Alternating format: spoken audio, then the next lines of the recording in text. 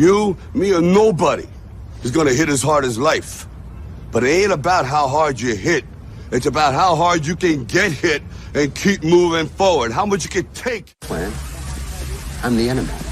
Because I like to think.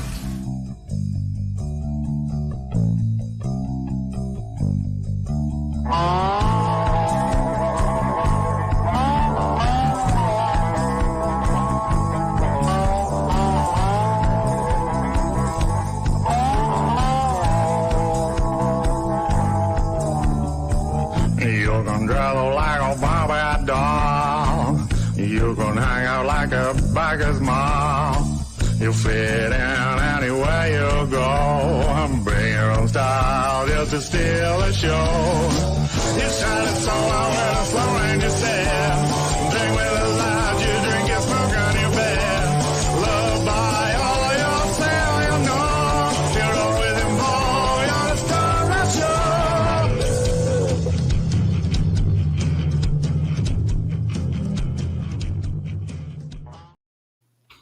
Oh.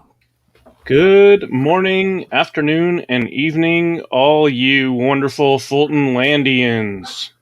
How are we doing today, Russ? Yeah, good. I like that music. It always gets me playing an air bass before we come on and tapping my head.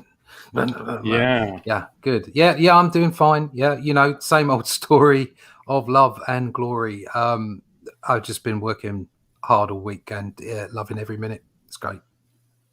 Yeah, Harrison Ford has been working hard too in the new Geriatric Jones movie. Oh, where's my family? My shoulder. Yeah, I figured since neither Lucasfilm or Disney really cares about what their audience want anymore, and they're trotting poor old Harrison Ford out at 80 years old. Who knows what they're doing to him? Throwing him on the back of horses, throwing him under tanks, chasing after, the relic of who knows what's it's. I'm sure he's getting paid handsomely. Oh, I'm sure. Yeah, I'm sure he is. But yeah, I figured that we'd kind of go the opposite route with this show and ask our audience what it is that they want and then try and give it to them, because we've been doing the show for a little while now, a few months, and we've done some different types of shows, some topical ones where we chat with the chat, some where we have guests on, people who are, creating comics, and we're doing, a little interview session, and then also having discussion with the chat. And so I'm just kind of curious, now that we've been around for a little while and we've given a little bit of a variety, to hear what people who have been watching, what it is that they like, what they don't like, what would they like to see more of, less of. And so that's where we're at for today.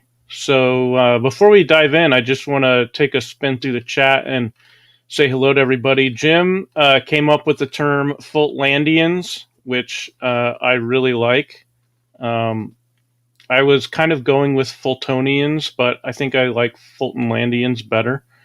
So thank you for that, Jim. And let's see who we've got else. Statistical Zero, good to see you, Stato. Yo, Stat. Hope your cartooning is going well today, my friend. Matthew Fowler, welcome. George Travlos, everybody's favorite Eternal, good to see you, my friend. Amanda B, our senior counselor in chief, hope your vacation was a good one. Good to see you back in the chat. Mo Biggs, the one and only. Mo. Who else do we have? Taking a quick spin. And I Borrow Ideas. Welcome to you, sir. So I thought to get the discussion started, we might take a look at some instances of people getting what they want. And, maybe we'll we'll get some inspiration as to how that can contribute to the show. And then after we've given some more people a chance to join, then we'll really get into the meat of the discussion. So I'm going to share something. Whatever you do, don't say low key.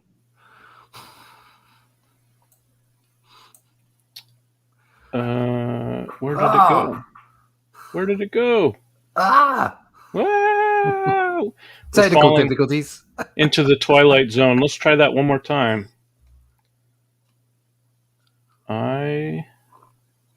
Yeah, for some reason my windows started jumping around. StreamYard was having a little bit of an episode.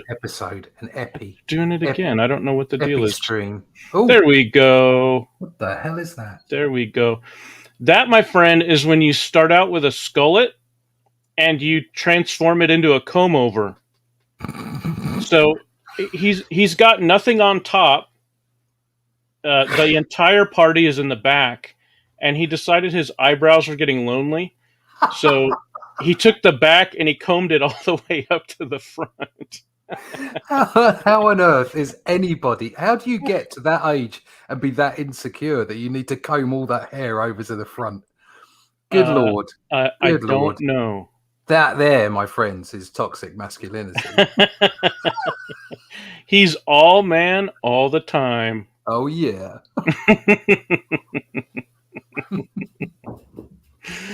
Oh. Let's see. Now, here's talking about skullets. Here's a new approach. And Russ, I thought you would find this one particularly interesting. Here's a guy who had it all and then decided to get rid of some of it.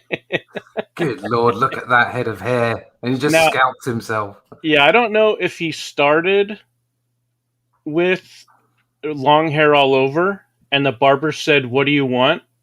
And the guy said, "I don't know, surprise me." Surprise me. And the barber was having a bad day. I really don't know what the story is behind this, but I hope that the barber, I hope the guy got what he wanted at the end of the day. If he was looking for an adventure, I hope he found it. Yeah, I mean, at the end of the day, you just want people to be happy. Yeah. If that makes him happy, then fine. Now, if this gentleman is looking for a girlfriend, if that's what he wants, then he might be out of luck. But then I don't know. Maybe if he, shows up at the local truck stop sporting this he might get lucky, find himself a lady. I think I possibly jumped on a different timeline after 1999, and I think possibly this is the look in the modern world to get girls, or even guys. Who knows? But I don't understand it at all. No, I miss 1995. Have you ever heard of the term Kentucky waterfall? No, I have not. Yeah, that's one of the nicknames for a mullet. Oh, right. Kentucky. The status says a Kentucky waterfall that became a monk.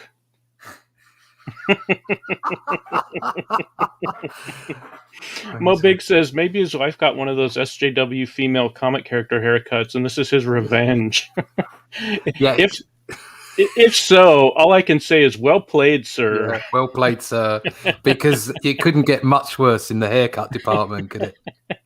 Well, you might be surprised. I think he's got it a small UFO landing pad. That kind of looked to me like it might be a crop circle in the top of his head. Yeah, so, yeah. It could be. Hell? Now, if you feel like you need help, and you call your local emergency services, and this fine gentleman shows up, do you feel better about your circumstances, or do you suddenly feel worse? That's just incredible. Why did he leave that on there? He's got to be careful at the supermarket in the self-service aisle, because if he leans over, it's going to scan the top of his head, and he's going to buy something really expensive. Yeah, Stato says that's no haircut. That's a barcode for the hair that's coming in the post. Yeah. So it's a placeholder. There you go.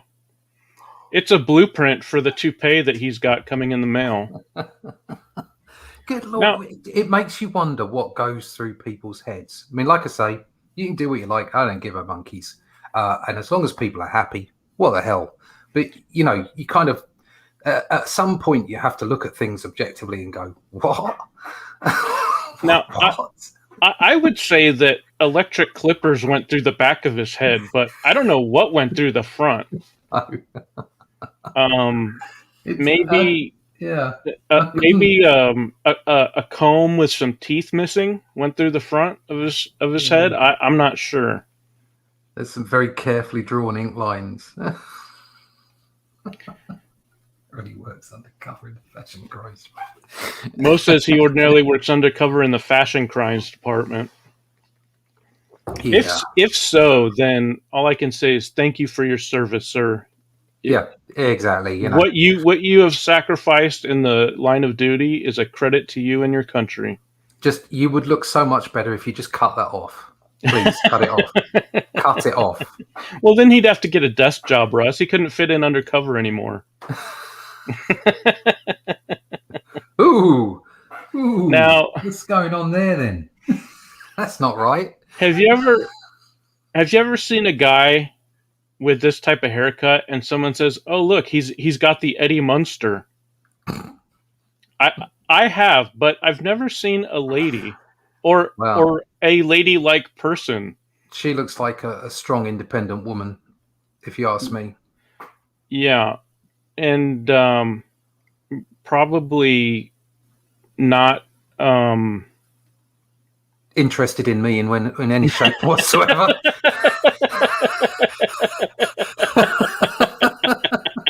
Let's leave it at that, shall we? I was just going to say, she's probably getting exactly the kind of attention she wants. Yeah, exactly. And none of the attention she doesn't want. No, exactly. No problem there. Like, what's going on Now- there then? There's just a little ski slope going on there. I like that. Yeah. Now, Michael Bancroft, some people may know, used to be a rollerblading superstar down under. And he would, strap on his rollerblades and hit the old quarter pipe, half pipe. I've heard Michael likes a strap on. No comment. And he would take his skates or his blades, whatever they call them, down under, and he'd slide some rails. He'd jump some jumps. Nice. I can only imagine what he might do on a skate park that looked like this lovely sculpture right here, because you got your downhill slopes. You've got your rails that you can slide on when the head is turned sideways. The rad shapes he could put on a park like that, on a ski park like that. He would just be popping those shapes in the air. It'd be stunning. And brave. I can only imagine that he would be flipping his dippy and spinning his wheels and tricky his wiki and all those other awesome tricks that I'm sure that he pulled back in the day when he was a skating superstar. I'm impressed. That's I just want to know how much product it takes to achieve that look. We are so on the same page. That's exactly where I was going next. And was rubber cement involved? Was there a formula that had to be mixed to achieve that? Did you have to put a jelly mold on to get it just right? Oh my God, what's coming next? Now, for the kids these days, do you know what the silly thing is this is the most unridiculous haircut we've seen so far. I was just going to say, for those summer months when you want to cool off, but you still want to be able to style something, we've got the ramp. We've got the ski jump look. Who needs a cap to have the sun off your face when you've got a fringe? Yeah, like look, that, he's got his eyes shaded. Yeah. He knows what's up, and it's his bangs. Good Stuff Comigator used to have his hair like that. And there you go. I'm glad I suggested that it's the most least ridiculous thing that we've seen so far. Yeah, But Stato's I'm with old. you. Yeah, well, Stato's with you, Russ. He said, "Who needs a hat with a brim when you can just, rock the Exactly. bangs?" But Good Stuff says his was more of a swirl. Mate, if you've got it, flaunt it.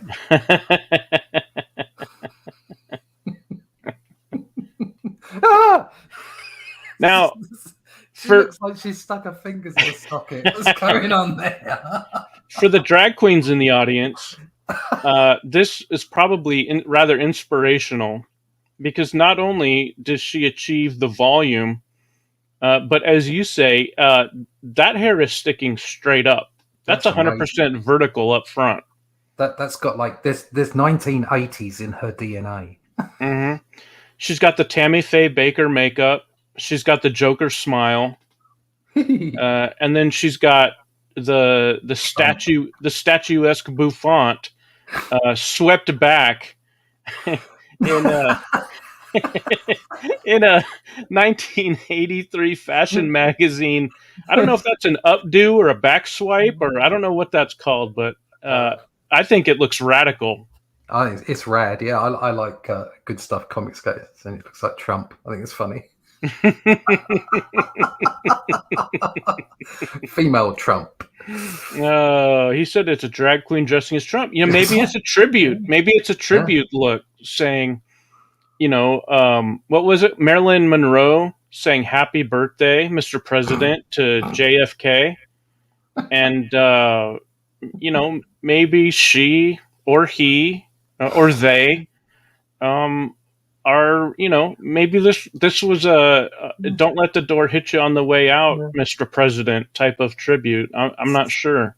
Sometimes it's a curse having an imagination. It really is. Status says that isn't a haircut. That's German expressionism. The Trumpess. And Mo Biggs, again, pointing out the international appeal of some of these hairdos. She says she's got the hair every weeb dreams of. And Stato agrees. This is for Dragon Ball Z fans. Now, Amanda says she would take this one over the others. And I'm curious, Amanda, is that because this can be undone, presumably? Or just merely because of the volume? Yeah, you could make yourself 8 inches taller overnight. Yeah, I would feel much taller with that hair. And your feet wouldn't hurt from wearing 8-inch heels. No, there you go. What's going on here? Now, this is the Skullet I was referring to earlier. And I thought you'd appreciate this, Russ, because I know that as an artist, you like to use the proper tools for the job when it comes to creating artwork. Whether that's, a stylist for digital art or, brushes and pens, for doing your ink work, whatever it may be. Now, this fine gentleman, I'm guessing he's in a courtroom, but that's just a guess. He could be on a subway. Who knows? Maybe, he's taking a bus to the barber, getting a little trim on the ends of his rat tail there. This fine gentleman not only appreciates having the right tool for the right job, but he apparently keeps it glued to his head, so it's within reach at all times. He's never without his instrument, shall we say. Oh, are we sure? Actually, he might actually be in a tube train. Yeah, he might be. Yeah, and is that a cultural thing, or I don't know. I've never seen that before, ever. I've seen the Skullet where you've got nothing on top, but you're growing it out in the back. Yeah. But having it back down here in kind of a rat tail look, maybe there's a braid back up here. Yeah, see, I've seen that, but I've just not seen the thing on top. But then when you actually fasten the comb to your skull, that's impressive. So that you can give your little ponytail here a touch up when needed. I think that's fantastic. Talk about being prepared. I'm impressed. It's like, yeah, like just take the comb out, put it back in. That's great. Yeah. Now, have you ever seen the film Big Trouble in Little China? Oh yeah, Yeah. Matthew Feller is saying this is Lo Pan right here. yeah. It does look a bit low, a bit younger. But yeah, I think this is maybe middle-aged Lo Pan. Do you know what else he looks like? He looks a little bit like the there's a Chinese guy in he was in lots of action films. He was like a B actor. He was always one of the stuntmen or one of the bad guys or one of the gunmen. I know exactly who you're talking about. It's the one that I can't remember which film it is. I think it might be the Bruce Willis one, the first one. Die Hard. Die Hard, and he reaches in because there's a he's sitting behind a candy store, and he reaches in and eats the candy while he's waiting for the action to start. I think it is Die Hard. Yeah. He looks a bit like that. Yeah, he was also in Big Trouble in Little China in the scene where there's the gang fight, right? And he's one of the guys. Where they everybody was kung fu fighting. I can't remember if he was one of the guys with the swords or not, but yeah, he was in there. And you're right, he was in every. He was in everything in the 80s. Everything in the 80s. If there was martial arts, he was in it. And if there weren't any martial arts, he was in about half of it. Yeah, so he was shooting guns and stuff. But when he was in the martial, he had some moves. He knew what he was doing. Oh my god! Now it's a pineapple. I don't know what it's like when you and your mates are in high school, and maybe you join a sports team, and there's a little hazy going on, but. This type of thing definitely happens in the U.S. High school, college, you're new to the team. Something is going to happen to you, either to your hair or to your jock strap or your uniform. You're going to get messed with in some way. Now, this guy, I think, decided just to take it in stride, which is usually the best way to go. Because if you can you can chuckle about it, let the guys know that you're not too perturbed, then.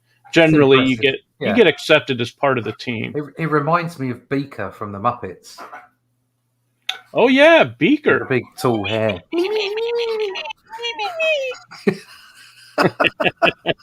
He just needs bug eyes and an orange nose, and that's Beaker. Yeah. It's a double for it. Double.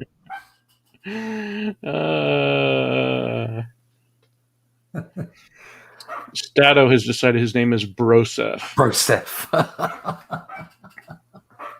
I think that's an excellent name for him. Oh, right. What's going on there? Now, this guy has, in my opinion, he had a job in front of him, and he said, how can I distract away from my bird-like nose?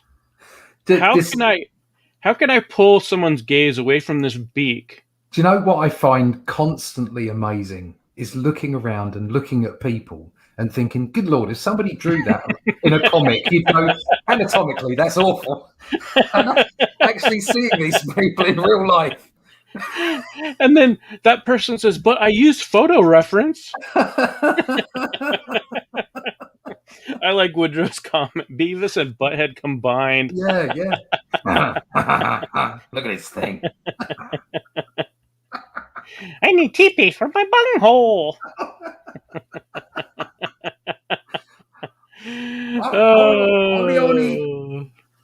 Cornholio. Now, do you think this guy is at the office?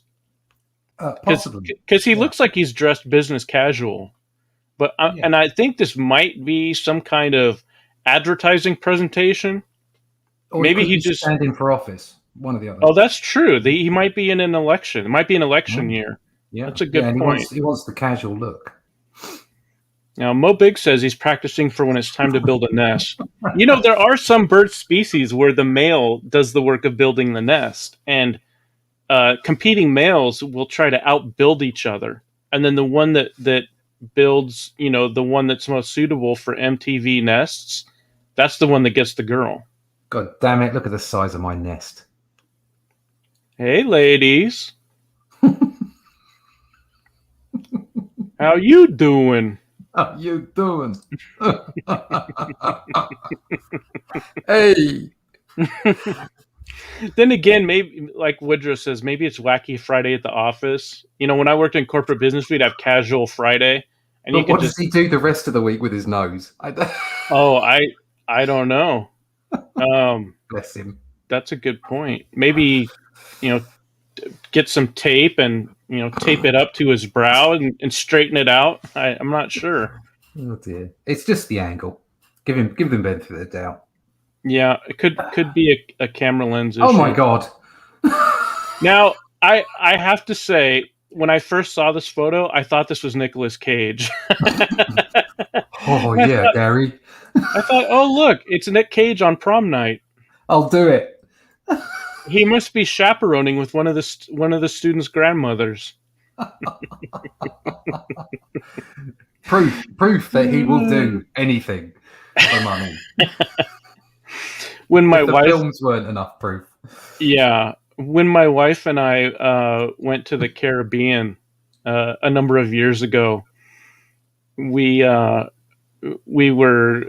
going out to this private island that one of the hotels owned, and we were going to do some swimming with dolphins type of a thing. And we're in the boat, and the not really the tour guide. Well, maybe they were a tour guide. They were pointing out, like, yeah, that's Nicolas Cage's private island, or at least it was until he went bankrupt, and now he's trying to sell it. Should have saved all that money from Face Off. Yeah. Cousin It. Yeah. Woodrow says, I feel bad they had to kill Cousin It for that wig. I do too. That's Jordan Peterson. Go and clean your room. Pour one out for Cousin It. He gave it all so that this fine young lass could go to the prom in style. Welcome, Mrs. Good Stuff. Yo. Glad you could join us this morning. How you doing? Let's go to the next one. Oh, now, bless. Now, Russ, you and I are both dads. Yeah. And yeah, if we had a child together, that would be awful. This is what he would look like. No. With a hat. This is little Russ Fulton. Oh, bless. Now, if you had a kid, or if I had a kid, and their head was rather large, I don't think that either one of us would cut all of their hair off the front to accentuate the size of the cranium. I would give them a fringe. Yes, definitely. There would be curtains or one big fringe. Mm-hmm. And then the child, because he's got a sweet face. Mm-hmm. Then they'd look really quite cute. And he'd grow into his head. You know what it's like. Yeah, yeah. Now it did occur to me, it might have been an older brother that did this to him and is taking the photo. Yeah. And he's just gazing lovingly up at his big Bubba, who loves him so much he cut his hair for him. This is not a strange-looking child. This is a bad choice. Yeah. Now, on the other hand, if somebody thought it would be funny to steal Grandpa's toupee and put it on the baby, then that I could laugh at. Yeah, stick it on the top. Oh my God, what's going on there? Now, just in case you thought, oh yeah, that's 100%. Oh, that is without doubt the worst one so far. Now, in case you thought that we couldn't get through today's show without saluting Pride Month, we've got this. Sorry, Good Stuff Comics. Oh yeah, that's from So I Married an Axe Murderer. Look at that boy's head. Look at his head. It's huge. It's huge. It's a satellite. I bet he cries himself to sleep at night on a huge pillar. It's got its own gravitational pull. Now, Woodrow, what makes you think that this guy's a social justice wacko? Isn't that a little presumptuous? Mo Biggs has got it. Yeah, that's fun. I mean, Marvel finally broke down and hired a new white male. I guess they were feeling the pressure. But I'd like to say that I appreciate that they hired somebody who is simultaneously representing every color of human and more, all in one haircut. He is just one rainbow flag. And he's got some Texas toast. Oh, no, that's the guy in front. Can you imagine if this actually was taken in Texas? Oh, God. Do you think he's making it to his car in one piece? I think if he puts a big hat on, yeah. If he's got cowboy boots on and he puts a Stetson on before he goes out, he'll be fine. Or is that me being? Am I profiling Texans there? I'm sorry if I am. Well, no, I think you're just being a realist, frankly. There's nothing wrong with that. Now, this guy, for the people in the chat who are familiar with the lore of the Michael Bancroft channel, this is a VB shaved into the side of this guy's head. So, and in Australia, VB stands for Victoria Bitter, otherwise known as the nectar of the land down under. Now, Woodrow is saying that's not VB, that's Texas. I'm not sure. To me, that's a VB. Well, whatever. I'm gonna need a ruling on this from the chat. Whatever it is, it's not done very well. Look at all that hair, and he chooses to do that with it. Yeah, he's got, again.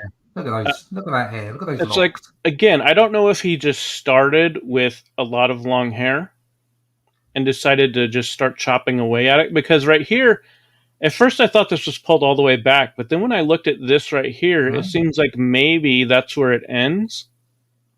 So maybe it was a mullet, shorter on top. Maybe it hung down in front of his face. I'm not sure. Just bouffonted it up. But yeah, he decided to go for an updo and then do this to the side. Now, if that does say VB, then all I can say is bloody oath, mate. Well done.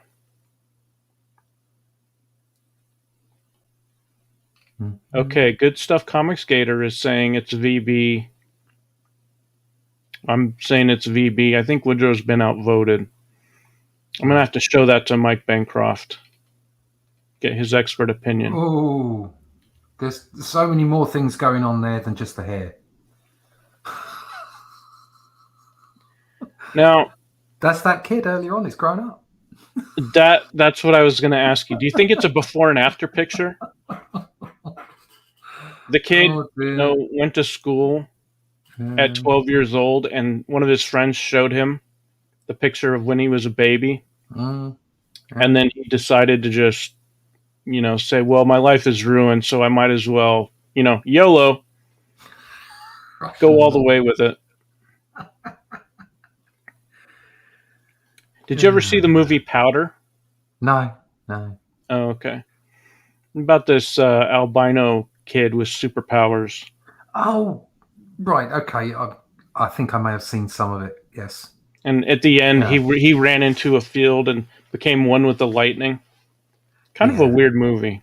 Yeah, it wasn't done very well. I think that's why maybe I didn't remember it straight off the top of my head. Yeah, Mrs. Good Stuff says it's the girl with the dragon tattoo. I would say, yeah, the girl with the dragon tattoo after she's developed a crack habit. Or this is the Zeta Reticulons come to Earth, and we finally caught one. Yeah. Photo evidence. I'm hiding under this wig. No one can tell I'm an alien. They learned the secret of disguise by watching Superman. Yeah. You put on glasses, you Or a comb your hair the other way, and no one knows it's you. Oh dear, Oh. what's going on there? Now, did you ever play Tetris, Russ? Yeah, I was about to say it's a Tetris haircut, isn't it? Yeah. Now, I don't know if this is to benefit him or benefit the student behind him. I'm not sure, but I appreciate the fact that he's multitasking either way. What I think is this is really good foresight, and when his hair grows, he's going to make a line. By the time it reaches his collar, it'll complete a line and then disappear. By the time he gets a mullet, it'll make one line across and it'll score some points. The future of the nation, ladies and gentlemen, right here. Yeah.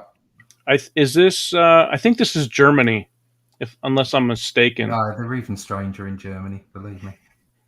Universität Wien. When will we win? Now, you were talking about electrocution earlier, Russ. There's a lot of lightning going on. If there's anyone sporting an electric boogaloo, it's this kid. Check that out.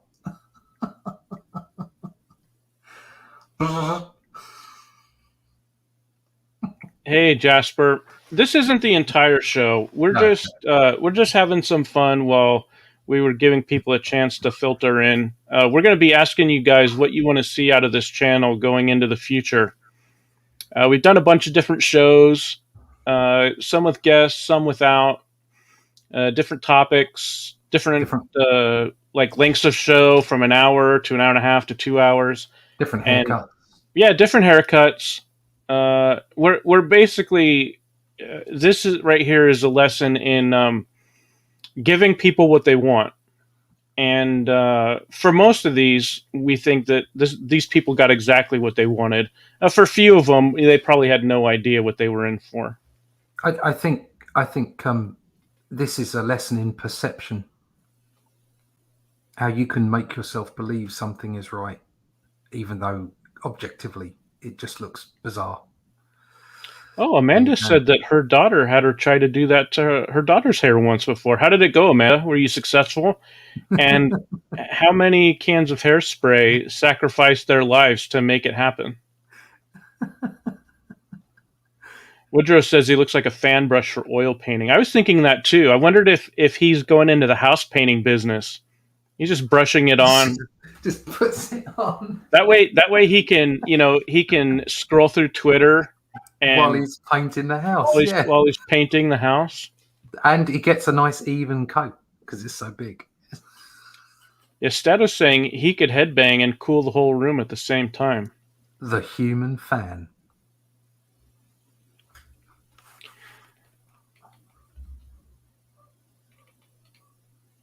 I think we'll end on this one.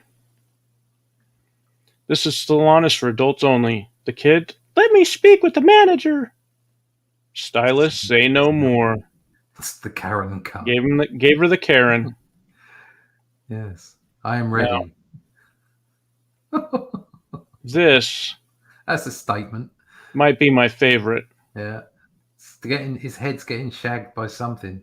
What better way to celebrate Pride Month than to have your hair turned into a rainbow dragon that's dry humping your skull? Love is love. Let your freak flag fly. Let your pride flag fly. Let the country of your nation let that flag fly. Or do it all at once. Whatever you feel like it, just go for it. I mean, this is kind of the epitome of you only live once, right? Yeah. You walk into a barbershop and you're like, just give me a rainbow dragon, whatever that means to you. Make yourself happy. So who said that? Yeah. So Woodrow said, at least it's creative. You've got to take your hat off, literally. Mm-hmm. Take your hat off to the barber that did that, because it is impressive. I like the fact that it hasn't really got a head. It's kind of got like a Muppet fringe at the front, which is kind of cool. Yeah. This one is my favorite. Go on, for sure. Yeah. I like this. All right. Yeah. Well, There we go. that was, in my opinion, an interesting lesson in what it's like to give people what they want and what the results can be. You never know what you're going to get exactly. Sometimes you'll get exactly what you ask for. That's the Mhm. danger. Sometimes you get exactly what you ask for. Good stuff. Comic Skater reminds me of a song I used to hear here in San Diego, because we're a border town. We border Tijuana, Mexico, and there was this song back in I think it was the late '80s. It came out. It's going, sitting in Tijuana, eating barbecued iguana, and it's all about just listening to the radio while eating barbecued iguana. Fair enough. Got to do something with your time. Yeah. Speaking of doing something with our time, let's get down to business. Yeah. So I'm basically just looking at, with the future of the channel, I'm going to be having some more time starting in July to dedicate to the channel, and I'm planning on doing some new content, some recorded videos, some live streaming. We'll still keep our regular Thursday morning show, and that's not going to change. But what I do want to always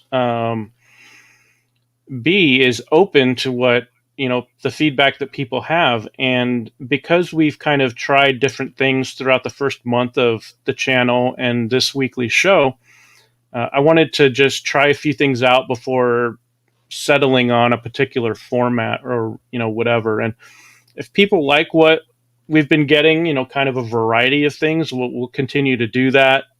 If they'd rather see something a little more structured, we could do that. So I really just wanted to open it up to the chat and see what people had to say. So while we're waiting for some feedback, Russ, what are your thoughts on the last few months? Yeah, no, I've really enjoyed it. I think you know my views. I like to stay away from. When I say stay away from drama, that doesn't mean that you shouldn't discuss things. I think that's what's important, is having like a level-headed discussion without throwing names about and being abusive to people. Just proper discussion, because I think that's what's missing in the world at the moment is people being able to talk to each other quite, and even sometimes disagreeing and still kind of like shaking hands on it and going, well, I disagree, and that's great. There's nothing wrong with that.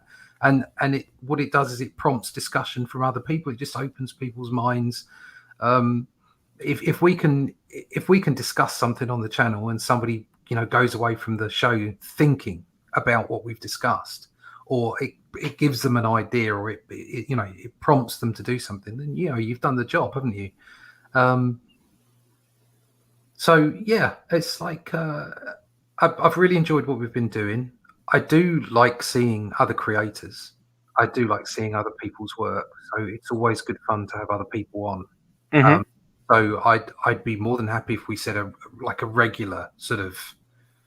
I don't mean every week, but I mean if we said every other week, or if we picked a date and we get right, okay, we're going to do a creator slot there. I'd be more than happy to do that. I like the fact that it's kind of like long form. And I do enjoy the fact that we come to, apart from today, which is obviously very specific to what we're doing, we come to a show with an idea, with a theme to talk about. And it prompts it, so people turn up in the chat, they know what's going to happen, and it prompts them to think before they come to the stream as well. I mean, not everybody, but lots of people. So I like variety shows. So I don't have my tap dancing shoes anymore, I'm afraid. But yeah, exactly. Variety is good. It's good. But I don't see a problem with structuring something either. Saying like, if we're going to do like every other week, do a particular thing, or I wouldn't want it to be. I mean, we've discussed this. I wouldn't want it to be like all we did was bring on creators every week, right? But But if you did it like I say every other week, or if we decided we'd go twice a week or something, and every other show would be a creator show, that would be cool as well. I wouldn't mind. Okay. So we're getting some feedback from the chat. Amanda B says she likes the kind of the PG-13 format, so she can listen at work. Mm-hmm. And I think, yeah, Stato agreed with that. And she likes CG stuff specifically. Stato also said, personally, I like timeless topics that can be watched later. Covering comics news videos become irrelevant with days. Yeah. And that's one of the things we've tried to do here. There's been times where we touched on a particular current topic, but I don't think we've dedicated any shows to it. I think it's important to be relevant. So Yeah. you can. So exactly what you've done, you've picked out a topic, and then there's something that's happened in the news that week that you can use as an example, so that you stay relevant that week. But also, exactly as he's saying there, it's a discussion that has long form to it, so people can come back and watch it at a later date, and it doesn't. The piece of news, the relevant piece of news, is not as important as the discussion around the topics that it prompts. Yeah. He likes comic books. Yeah. Comic books are the most important thing. Yeah. Yeah. George always liked comics. That's for sure. What about? Welcome to the show. Glad you could join us. Hey, Good to see you. I think occasionally we could do. I mean, whether we do this on a stream or whether you do a recorded show, occasionally I think it might be a good idea to look at past comics. So. Also, almost like the kayfabe crowd, and have a look at something and see why it works. That's instructive as well, and educational for the people that are doing the. You take it apart and it's educating yourself by looking at the things that work and don't work, and then the people that are listening or watching the video also get something out of it. Yeah. Bristolian Dave has joined us. All right, me babbers. Good to see you, Dave. Welcome. One of the comments here was about shows that are just kind of hangout shows, or there's not really. So Jasper here is addressing it. He says those streams with nothing to say are so rough. I don't want to discourage, but people need to be more self-aware of if what they're doing is entertaining. Yeah, that's exactly. Yeah. That's the whole point of this channel and the shows that we do every week, and this today's show in particular is we want to know because I can look at YouTube analytics to see which shows have more views and what more engagement as far as watch time and all that, but to me that only goes so far. What I really care about is what people have to say. And that is far more meaningful to me than any YouTube analytics. Yeah. So I wanted to just kind of open up the floor and get a sense for what people are into right now, what they're not, and for this channel specifically, what they would like to see or hear. Yeah. I mean, I personally am not into hanging around for hours talking on YouTube because I don't have time for it. Yeah. I've got work to do. I've got entertainment to create for the people that we're talking to, interacting with online. So I wouldn't want to do 4 hours, to be honest. I don't understand how people have got that. I mean, maybe some people don't sleep. I don't know.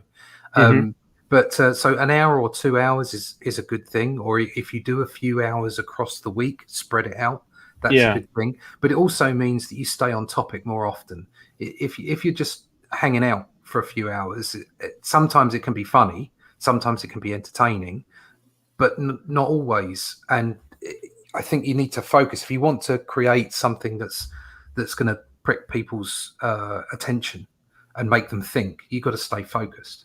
Whatever the focus is, stay focused rather than just rattling on. And then that's the other thing about drama. So for instance, I really like watching Clint Stoker's videos.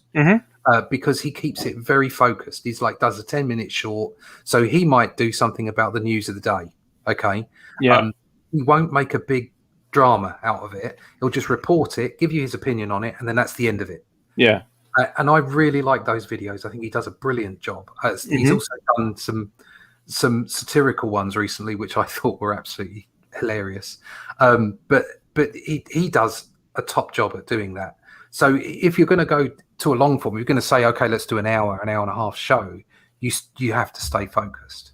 It's okay to chat. It's okay to rumble around the topic, but to just fly off into, what were you drinking last night, and did you do any shots, and did you bump into any lampposts? It's like, that's all very well, and that's great if that's the kind of thing you want, but that's not the kind of show that we want to produce. Right. We've got a few comments that are touching on the same sort of thing. Good Stuff Comic Skater says he likes a mix of topics, CG, non-CG, serious, funny. Jasper says there are a lot of channels that just talk CG. We can get out of that echo chamber and mix it up. What About says, I love seeing Microsoft Word on screen for some reason. Maybe because I use it all of the time. Mrs. Good Stuff says, for someone like me who is new to CG, I like a variety of topics and entertainment so that I can relate, especially in the beginning as I continue to learn about the CG community. And that it touches on something that I have always felt long before I started the channel, but it's certainly part of why I started the channel. And that is that, for the last 3.5 years, I've been firmly planted in CG, but I knew that once I started getting into publishing, that I wanted to have one foot in CG and one foot out of it at all times, because I think personally that as much of the cool stuff that's going on in indie comics outside of CG, for me personally, the most fun, the most excitement, the most energy, and the most money is in CG or tied into it somehow. And so I never want to leave that for a variety of reasons, but I also think that it's critical for the continued growth and just overall good health of the scene to always be trying to bring new people in and introducing it as readers, of course, but then also creators as well. So one of the things that I have always been thinking about as far as this channel is concerned is how to do both. How to produce entertainment for people that are, hardcore CG, and also produce entertainment that appeals to people who have no idea what it is. Maybe they never heard of it. They stumble across this channel, whether it's through a live stream or a video, regardless of the topic, really. And then they can find out what indie comics are all about and find out what the CG scene is all about. And then they hopefully, the Outliers as a project, or Outlier Comics as a company, or the Fulton Land brand, whatever that turns into, hopefully that'll just be a door that they can walk through and then find this whole new world of entertainment that they had hoped was out there somewhere, but they'd never seen it before. No, definitely. I consider CG to be just a portion of the indie environment, and it is where all the exciting stuff is going on. There's no doubt about that. For me, there's the boundaries are blurred, very blurred. Yeah. I think people, only a Sith deals in absolutes. Nerd. I'm here to entertain, and if anybody wants to buy the book, that's fine. I don't care where they come from. I don't care what their political opinions, their religion, their color, their sexual orientation, their gender. I just don't care. I just want to entertain people. But there's no doubt about it that the excitement is all down this end of the pool, and it's great stuff. I've been loading up on books recently, and there's just more and more campaigns turning up that just look fabulous, and people are calming down as well, which is really important. I think there is a sea change going on in the world in general. Things are changing, and things are calming down, and that's good because I've said this before. I see the indie environment, true indies, not Dark Horse, Image, whatever, real indies, as ending up being the mainstream, if you want to use that as a term, because it will be, if you clump them all together, it will be the biggest portion of comics production. Actually independent, non-corporate Yes, comics. yes, and it's what a great place to be. So there's so much there's so much fertile ground to plow. Yeah, I agree. Oh, Phil's here. Yeah. Yeah. Phil. How's it going, Phil? Good to see you. And Riverbend Bear, glad you could join us. Welcome. Let's see. More comments from the chat. Amanda said, I personally prefer the insightful discussions you and Russ have, a guest if they can prove some additional insight. Thank you, Amanda. Jasper says, there's something to be said about balancing chat host interaction. I definitely agree with that. You can do a nice 10 to 15 minute focused discussion, then clip it as an upload. Yeah, I agree, Jasper. And that's actually probably the first thing I'm going to do when it comes to uploaded videos. In July, my freelance comics work is going to slow down considerably, which frees up time for me to put into the channel. And the first thing that I want to do is clip out segments of the really great discussions we've had together. Russ and I, you guys in the chat, Russ and I really do consider this show a team effort. It's not just a two-person effort. It's you guys are part of the team. You know, that's the whole reason why we've got a show is because you guys show up. Otherwise, it's just a conversation between a couple of guys. And your milk brings more boys to the yard. There is no doubt about that.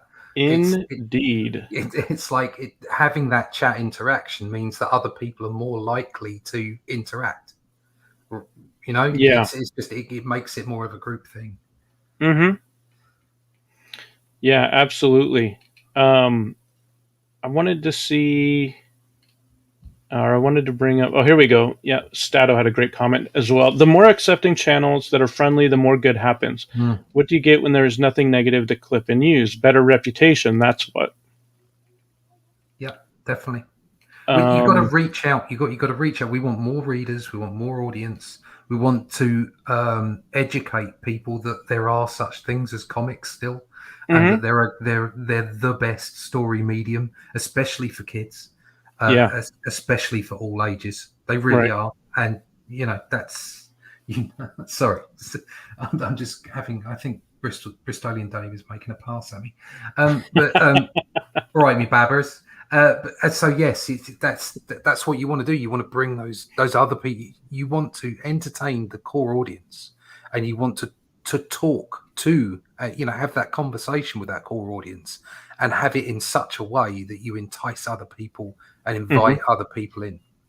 Yeah, absolutely. Speaking of inviting people in, Dangerous Vanessa is here.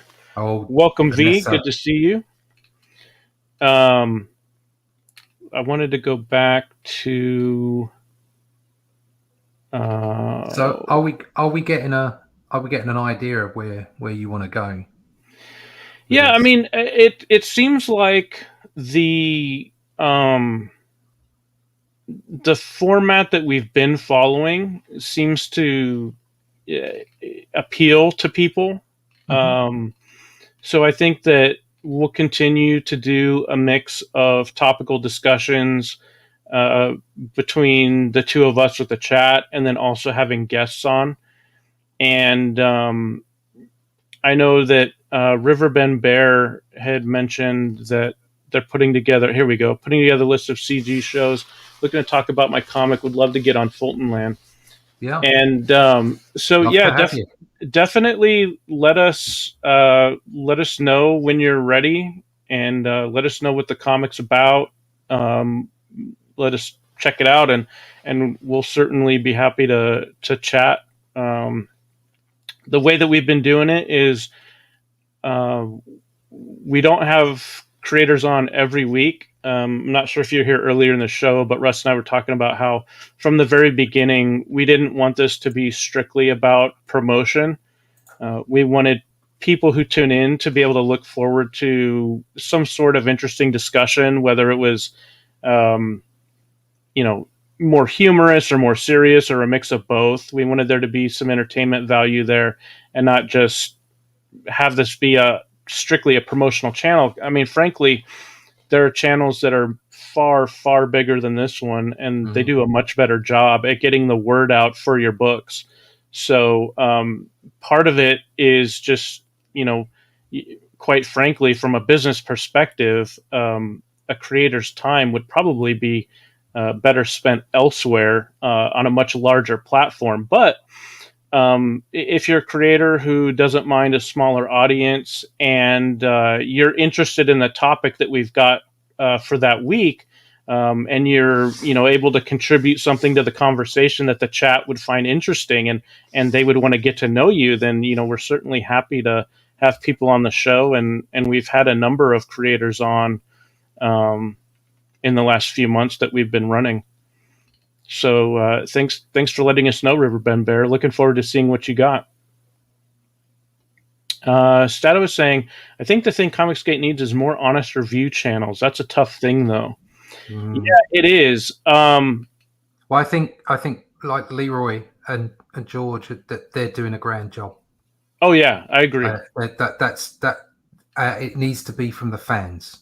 I was gonna say, I think that the best review shows are from people who they're readers, and they don't have to concern themselves with any sort of professional courtesy. They don't have to concern themselves with because they're okay. So I'll rephrase it a little bit. So if you're a creator and you're reviewing, then it may be a concern that if you give a negative review to a book, that may cause problems either with that creator or with the readers that like that creator's work. And then you find yourself getting tangled up in something that has nothing to do with your own business. And then it's counterproductive, and it can become a problem. So when you can get, and I personally, I like watching reviews that are done by readers as opposed to creators, because I believe I'm getting essentially their unfiltered, unbiased opinion. Yeah, I mean, from an artist perspective, it's tricky, because if somebody comes to me and asks me direct for my opinion on their art, I'll give it to them straight. Yeah. But I do the same. But unsolicited opinions on other people's art can be taken very, very badly. My personal, the way that I approach it, if you haven't got something nice to say, don't say anything. Yeah. And that way you keep yourself out of trouble. I will always give my support to artists, because I don't consider myself like top of the tree. I'm still learning. I'm still, making my way through creating my own style, and always learning about even the basics. But if somebody comes to me and says, could you take a look? I'll give them an honest opinion. They may not like that opinion, but I'll give them an honest opinion from my perspective. Yeah. Okay? But I won't be going around telling people, what I think of their work unsolicited, because it can get you in a spot of bother, and it's just easier just not to get involved in that. Always try and support, artists and creators. If you see something great, retweet it or share it, or say something about it. And if you see something that you think, oh, that doesn't look so good, ignore it. Yeah. and that will just feed into the whole cream rising to the top process. Good point. Stato here says exactly why he doesn't give many reviews. He's too close to too many channels. He has to focus on the positive and not talk about the rest. Yeah. Let's see here. I thought there was a comment. Oh yeah, Jasper said, "Do it will grow your channel and make you happy." For example, Nolan, that he's referring to Graham Nolan, grew his channel talking monster movies and doing spotlights on historically great comic creators. Yeah, the people will come. Yeah, and I agree with that. The dilemma I'm currently facing is I have so many interests and things that I enjoy talking about, but I don't know exactly how many others would find those things appealing. So it's really just about narrowing down the focus and then seeing what works and what doesn't, which is what Russ and I have tried to do with the channel to this point. We've tried a variety of topics and a variety of guests, and things seem to be working out pretty well. We get excellent engagement for the number of subscribers that are on this channel. The percentage of people who tune in for the shows is actually quite high, even though the objective number of viewers at any given time, like for example, right now there are 18. In YouTube terms, that's less than microscopic. However, when you look at the size of the channel itself, from a percentage basis, that's actually a very high level of engagement, which I've been quite happy to see, and I'm glad that people keep tuning in, because that's the whole point of why we do this stuff. Yeah, it's growing, it's steady, it's slow, but it's steady, and that's all you can do. You just got to keep plugging away at it. Yep. So, yeah, absolutely. So I just have a couple of questions for the chat, and then we can get into our Outliers art reveal for the day. One would be, guys, if we were going to do,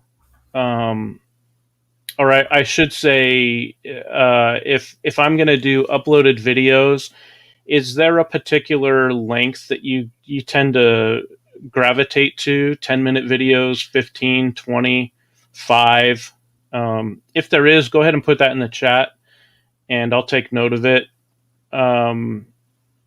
If you have opinions on the show length, like if you prefer shows that are the same length every time, like for example, Michael Bancroft's show is always an hour, unless he doesn't have to work the next day and we've got a reason to party, then we'll do a party stream. The last 6 months or so, it's been maybe once every 2 to 3 months we'll do a Friday night party stream, and that'll go for several hours. But for the most part, it's 1 hour, and I think whether the length is 60 minutes or 90 minutes or 2 hours, whatever it is, I think it's good to pick one and try and stick with it. I've tried doing shows of different lengths because I wanted to see if there was one that you guys seem to favor over the others. And right now I'm not sure I have enough data. I get really, from what I've seen so far, I get the impression that for the most part, people will show up when they can and then they'll stay till the end. So sometimes that's the whole show. Sometimes people will come in halfway through, stay to the end. And I think a lot of it has to do with the time that we're streaming. A lot of people are at work. And so, maybe they tune in on their lunch break, let's say. But if you guys have opinions on that, Derek Clay was saying he likes the 1 hour shows. Jasper and Stato have both said they like the variety between the topics and the guests. Glad to hear that, because personally I'd like to continue doing it. And as far as the videos go, Jim is saying that it depends on the subject matter. If it's actually instructional, he likes longer videos. If it's a news type of thing, shorter is better. I think I like the format that, for what we do, I think between an hour and a half is probably about right. It's good. I really enjoy Michael's show. I often put it on in the morning from the night before while I'm working and listening. And it's just good to hear the discussion. There's always a good panel on. There's always good points raised. Some of it's topical, much like we do. You find a relevant news item, but sometimes it's just a discussion about a topic, a general topic. And I think that's the way forward. I mean, he's fortunate that he can do it every day. And he does produce, and at the same time, that's quite hard to do. He does a grand job. He really does, and he presents extremely well.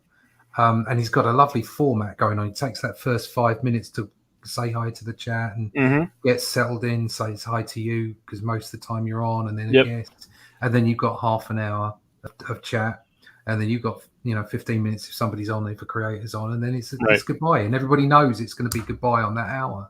And it works. It really does. I would say that's a top show for me to watch. I watch a couple of other newsy kind of things, and I listen to them while I'm working. But his is a regular on the playlist. And that's what you want this to be. You want it to be that regular sort of people go, oh, I want to go and listen to Fulton Land because, they always have good discussions. I can sit and work. So even if people aren't turning up for the live show, they want to, listen to it on the replay because there's something of worth in what we're saying. We're not just screaming into the void.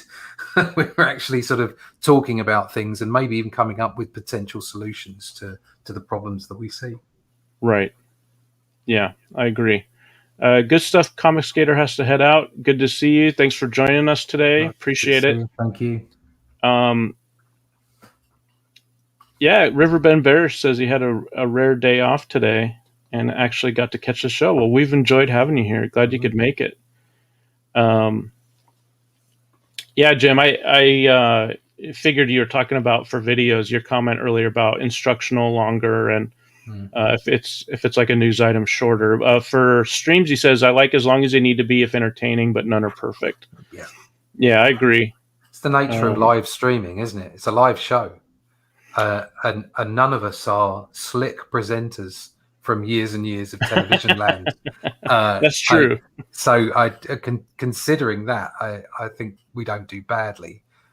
Like I say, to listen to Michael, he's very slick. And the whole show is slick, and that's what makes it so. Yeah, it's part of what makes it enticing. I mean, right the way down to the music at the start. It really is a very good format. Yeah, he's really got it down. It took a while to get there, but once he found the winning formula, he stuck with it, and it served him really well. But that's what you do. You keep going. You keep going and keep. That's the way people know that you're serious, is that you don't disappear.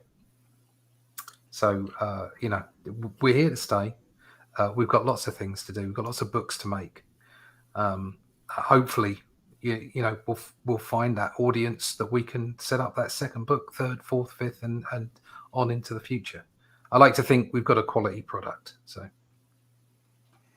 I agree. And Jasper says, you guys compete with my favorite live streamer, but here I am. Thank you, well, we're very happy and humbled to hear that, Jasper. We appreciate you joining us every week.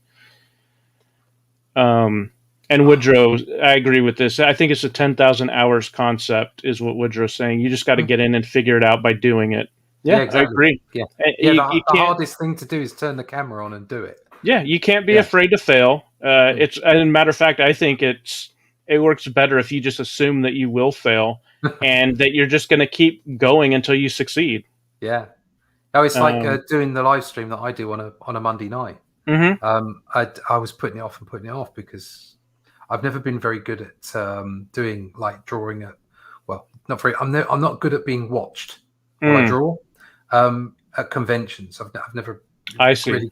I've never really got on with that. Yeah, I can do it. Obviously, I get on with it. But it's not my favorite place to be. It's kind of like making you uncomfortable. But I just thought, no, I've got to do it because my channel needs something. Obviously, I'm working a lot of hours on art.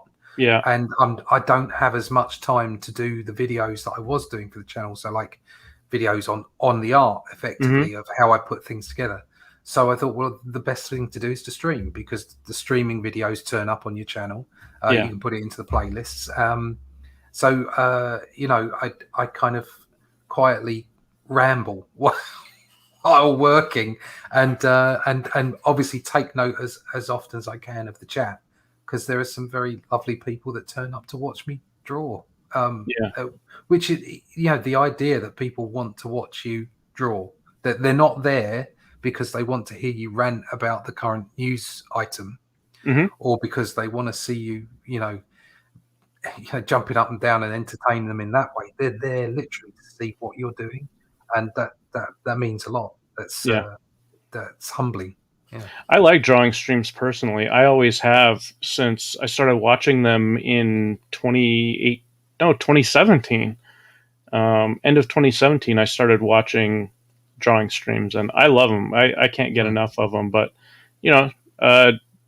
different people have different likes and dislikes. So I, excuse me, I often will just lurk in a drawing stream. And to me, it's very relaxing.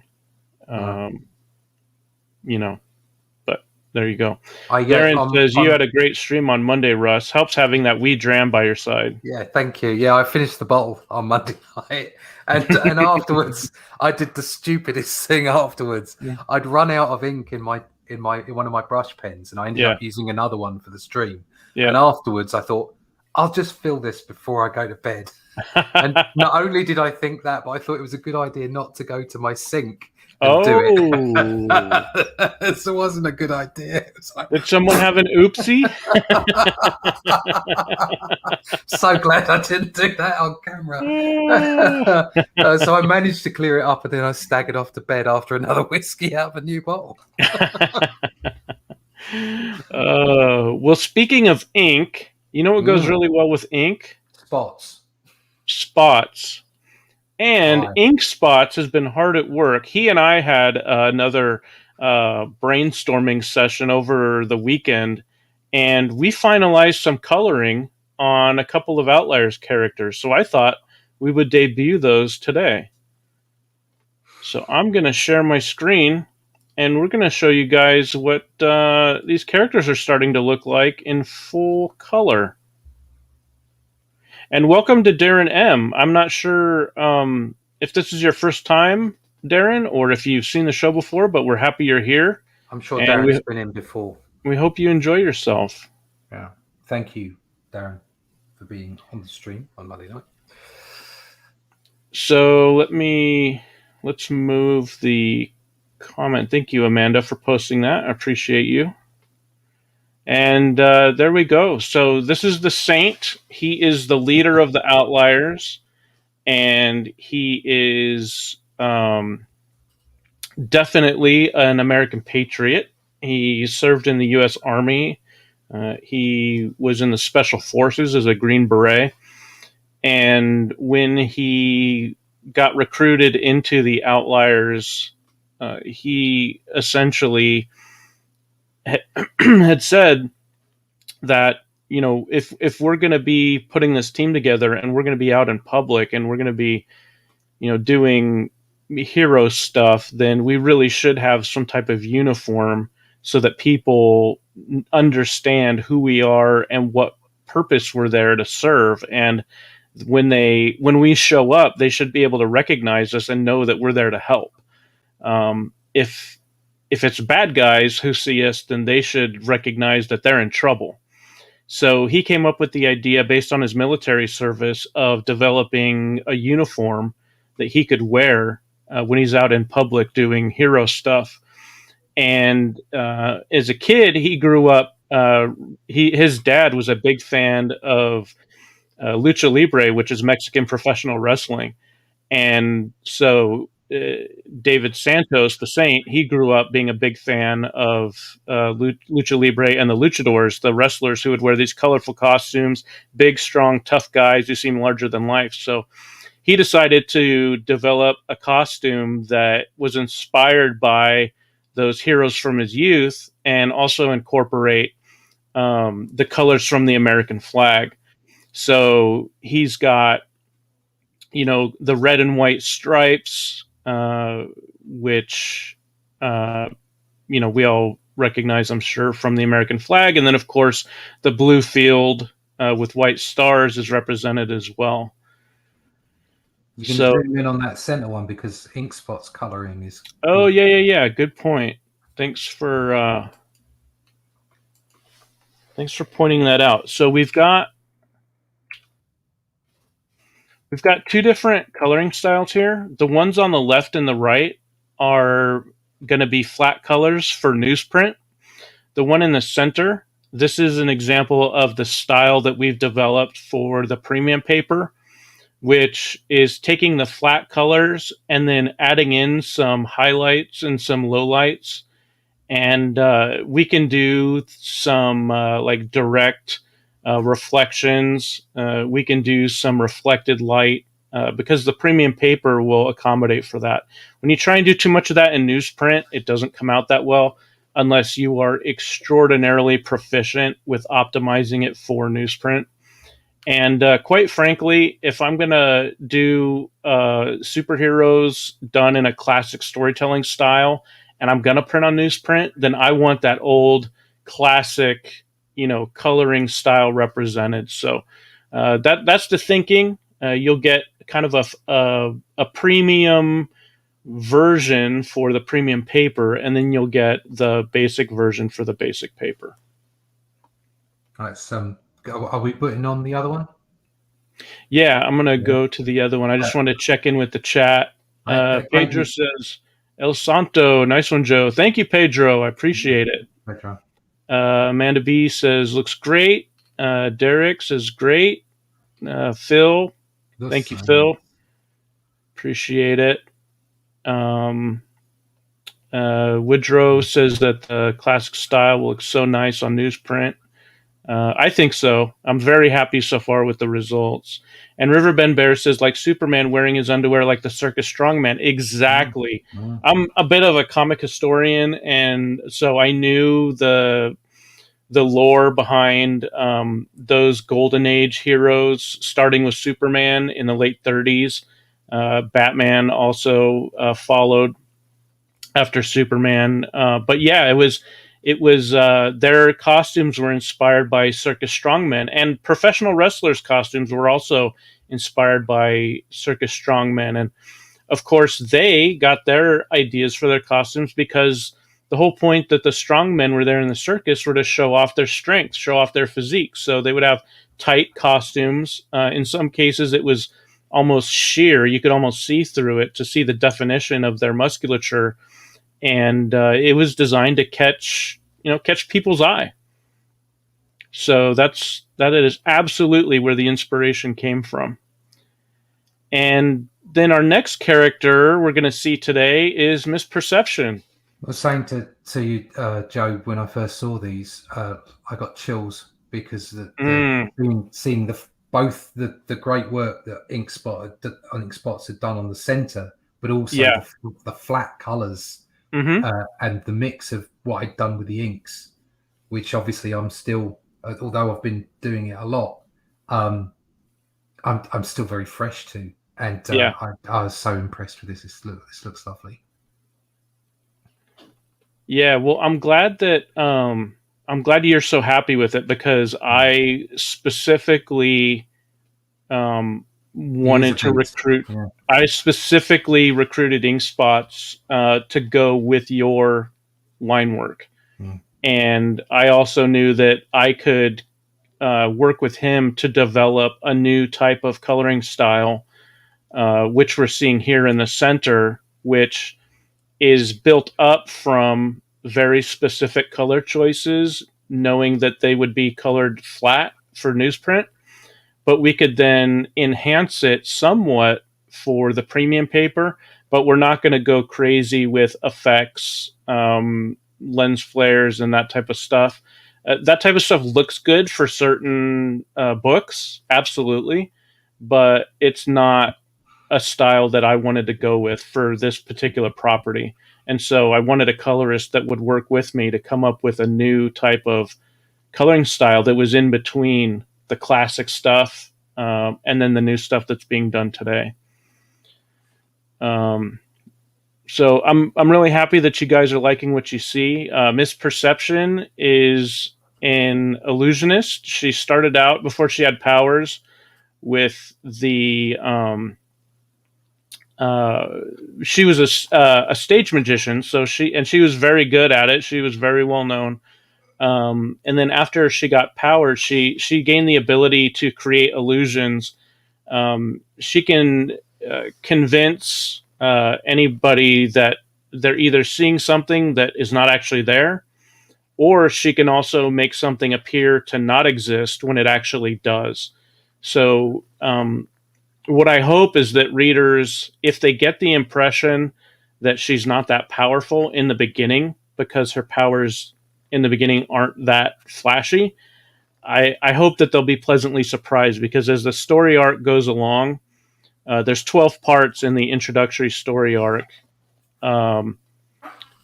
She is a very, very powerful character, and that will become apparent as the story unfolds. I can say now that Ink Spots will be doing something for me as well on Only Death Can Save Us. Excellent. So he's in the middle of that for me at the moment.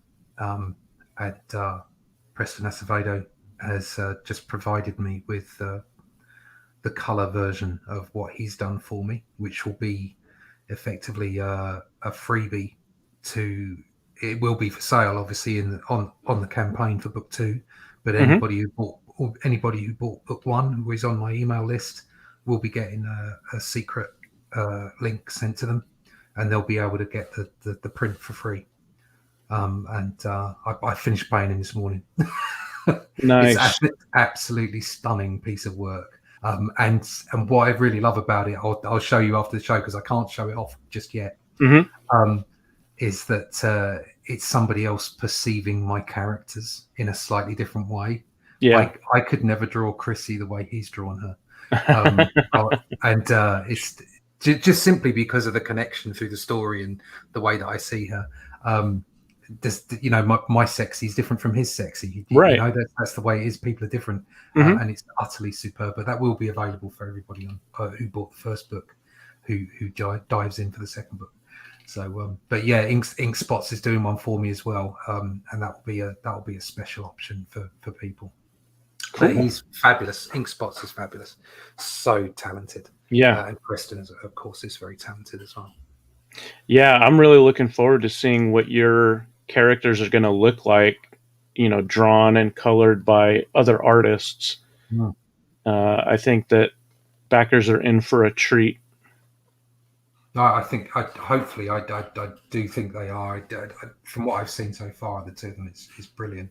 And my work on book 2 will be, again, slightly different from book 1, because I'll be sort of this method of going through the Bronze Age. So there'll be a slightly different approach, and it will be maybe a little bit more lively.